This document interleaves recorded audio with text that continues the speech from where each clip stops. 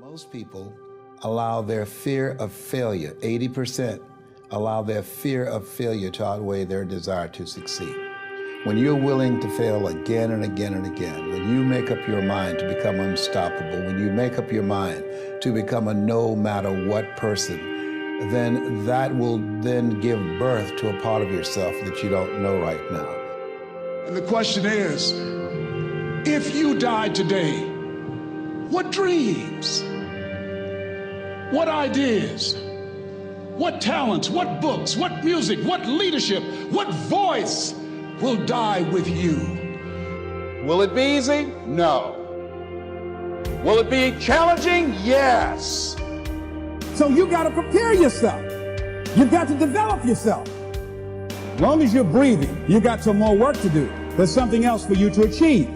Guess what? You're going to make some mistakes. You're going to make a lot of mistakes.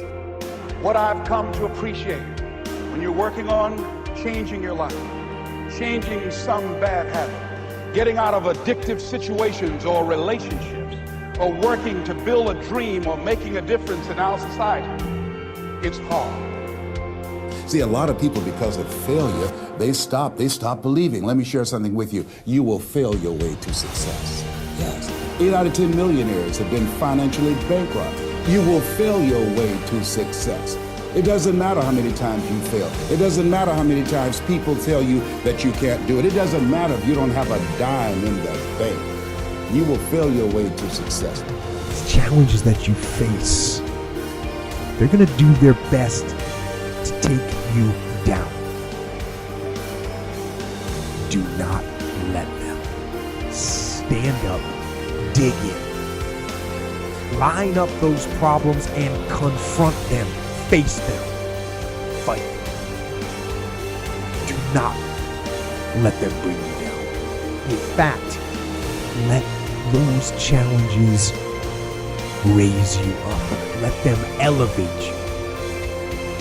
Let their demands and their trials make you stronger. Let the adversity you face today turn you into a better person tomorrow.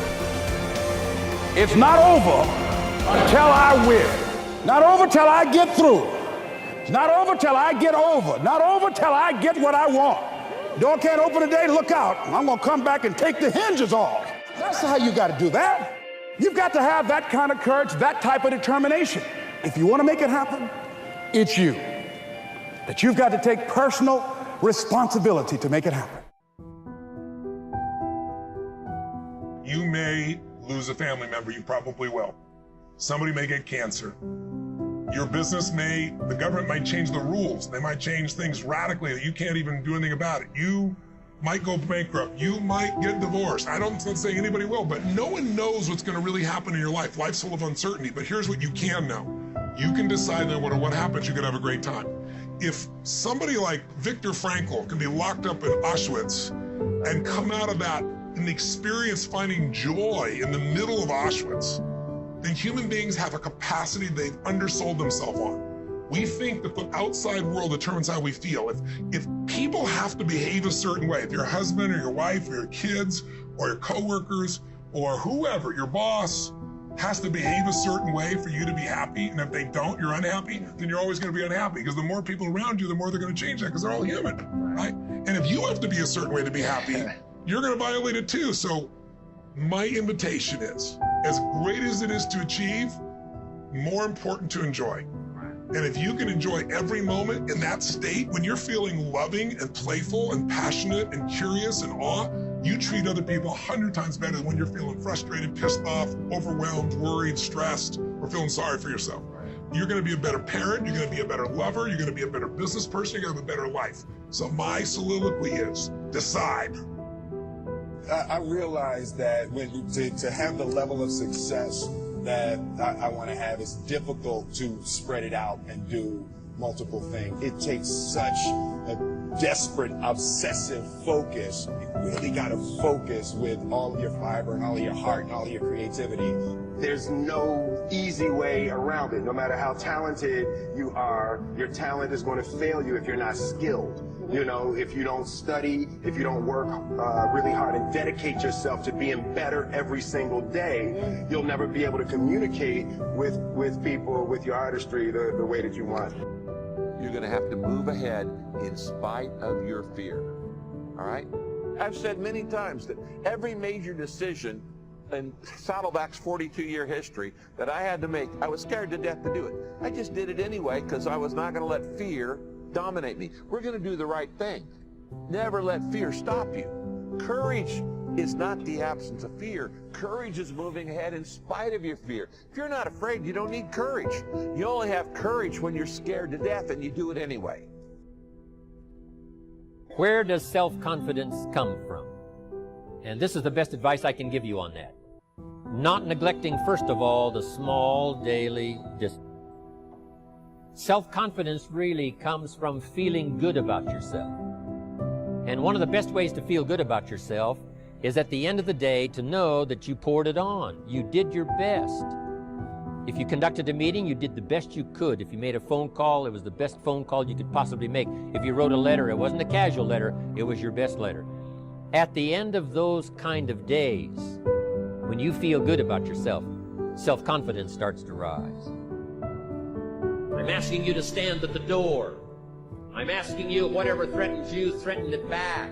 Whatever pushes against you, push it back. Whatever wants to overwhelm you like a father, stand up, take control, and do battle with your enemies, wherever you find them. Now here's one more. We must also deal with the enemies within ourselves. Some of the enemies are a lot closer than that. They are within. And I want to give you a list of some of the things to watch out for when you get back home, called enemies within yourself. Here's the first one, indifference. Whatever you do, practice not being casual. You've got to shake off sometimes the lethargy that would say, oh, well, maybe it's not going to work for me. Don't be casual. Casualness creates casualties. You've got to deal with it. Indecision is called the thief of opportunity. Make decisions even if it's a wrong decision. Do the very best you can, make a decision and go with it. If it doesn't work out because it was a wrong decision, I'm telling you, that gives you experience now to make a better decision. Here's the next one, doubt. We've all got to deal with the enemy of doubt. Cynicism has a unique way of crowding in on all of us. Being cynical about society, being cynical about the past, cynical about the future. I'm asking you, don't let that disease grab you by the throat and ruin your chances to do well. Yes, it's easy to doubt that it can happen. It's easy to doubt. We've all got fears that want to crowd in. And here's one of the worst ones of all, and that is to doubt yourself. Don't doubt your own ability.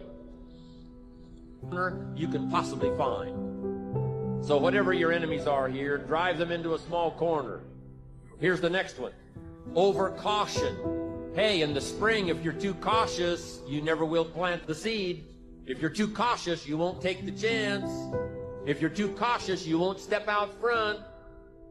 Make this note. You got to take Check out our other motivational videos. Drive your that will help you turn tendency to be too cautious. Drive it into a small corner.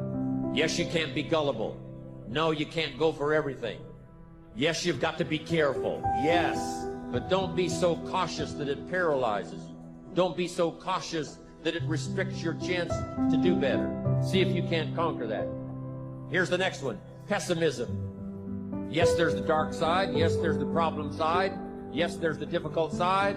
But I'm telling you, it's not the only side. Yes, the glass is half empty, but it's also half full.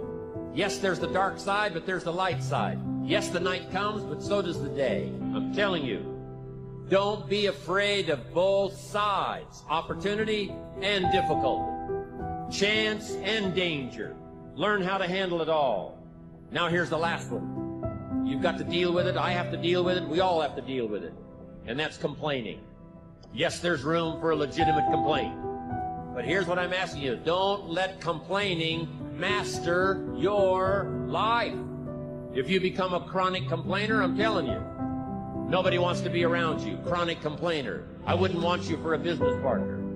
Don't let complaining conquer your life. What I would call leadership leanings. They would have a tendency to lean or be gifted in that area, just like somebody's gifted in music or whatever. So I think that starts it, and I think I have that. But then I grew up in a leader's home. In fact, my father is 98, still living. Whoa. And in fact, until 2 years ago, was still working full time and was a terrific leader. So I grew up in a culture and environment of leadership. And so when I look at myself and where I am today, so much of it was caught from not only my father, but I've had great mentors throughout my life. In fact, while we're out here in Los Angeles, every time I come out here, I think of John Wooden, who mentored me for the last probably 11 years of his life. Whoa. And in fact, when you talked about this, sometimes you win, sometimes you learn, he did the foreword on that book. And he just loved the idea of how to get back up after you fail. So when you look at my home background, the leadership experiences that I had, because a person learns to lead by practicing leadership. And at a very early age, I was practicing leadership. And so it all comes together. And then when I began to realize everything rises and falls on leadership, I became really intentional, Tom, of developing my leadership skills. So I can remember, for example, I was probably, I don't know, maybe 26. I heard Earl Nightingale say on a tape that if you would spend 1 hour a day, every day, on one subject for 5 years, you could become an expert on that subject. So I said, wow, I want to become an expert in leadership. So for the next 5 years, I spent an hour every day reading about leadership, talking to leaders, asking leaders questions, practicing leadership, but it really was consistent. And when I started that process, I was thinking 5 years. Earl Nightingale said I could become an expert in 5 years. Okay, wow, leadership expert, hello. And so I kept, I was kind of like doing countdown, 5 years, 4 years, 3 years. I'm thinking I'm Cape Canaveral, okay. But something happened to me about halfway through that 5-year process.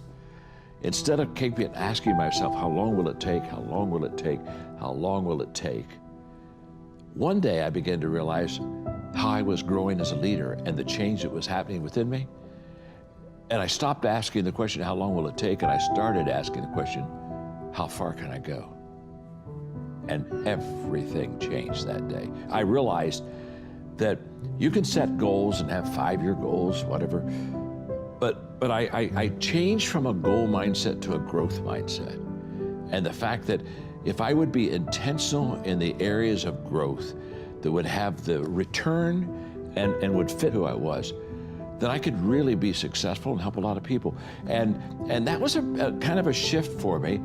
And so when I wrote my first leadership book, I thought I would write one leadership book and I'd be done. I didn't think 100 books later. I had a lady the other day said, "You've written more books than I've ever read in my life." You know what I mean? But I didn't have any intention to write a lot of books.